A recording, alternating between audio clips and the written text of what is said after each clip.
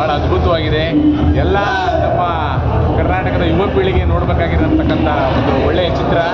ಚುನಾವಣೆ ವಿಚಾರದಲ್ಲಿ ಭಾಳ ಅದ್ಭುತವಾಗಿ ತಂದಿದ್ದಾರೆ. ದಯವಿಟ್ಟು ಎಲ್ಲರೂ ಬಂದು ಈ ಚಿತ್ರವನ್ನು ವೀಕ್ಷಣೆ ಮಾಡಿ. ಭಾಳ ಅದ್ಭುತವಾಗಿದೆ. ಭಾಳ ಶ್ರಮಪಟ್ಟು ಎಷ್ಟೋ ವರ್ಷಗಳ ನಂತರ ಪ್ರಭುತ್ವ ಯಶಸ್ಸು ಮುಂದೆ ಇದೆ. ಎಲ್ಲ ಕನ್ನಡಿಗರು ಬಂದು ಸಿನಿಮಾ ನೋಡಿ ಹಾರೈಸಿ ಅಂತ ಹೇಳೋದಕ್ಕೆ ಇಷ್ಟಪಡ್ತೀನಿ. ಅಪ್ಪಾಜಿ ಆ ಕಡೆ ಬಾ ನೋಡಿ ವಾಯ್ಸ್ ಬರ್ತೈತೆ.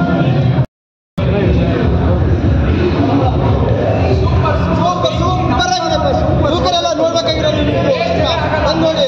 ಏನು ಇಷ್ಟ ಆಯ್ತು? ಬ್ರೋ ಹೇಗಿದೆ ಸಿನಿಮಾ? ಏನು ಇಷ್ಟ ಆಯ್ತು?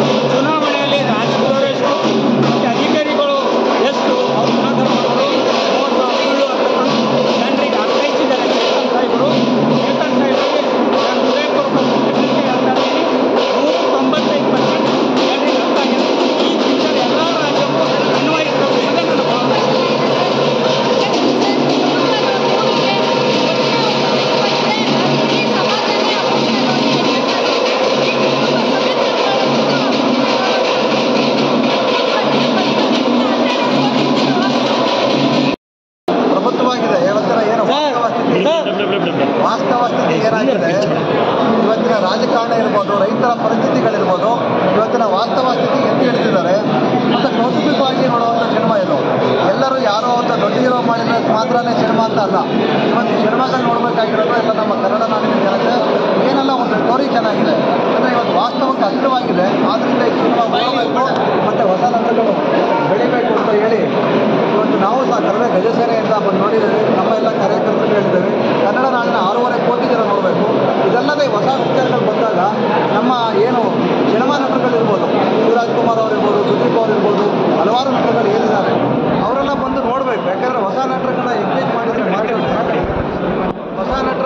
ಮಾಡಿದರೆ ಮಾತ್ರನೇ ಈ ಒಂದು ಸಿನಿಮಾ ಬೆಳೆಯೋದಕ್ಕೆ ಸಾಧ್ಯ. ಸಿನಿಮಾ ಅನ್ನೋದು ಹೋಗ್ತಾ ಇರುತ್ತೆ. ಇವತ್ತೇನಾಗಿದೆ ರಾಜಕಾರಣದಲ್ಲಿ ಹೇಗೆ ಅಪ್ಪ MLA ಆದರೆ ಮಗ MLA ಆಗ್ತಾನೆ, ಸಿನಿಮಾ ರಂಗನೂ ಅತ್ತ ಸಾಗ್ತಾ ಇದೆ.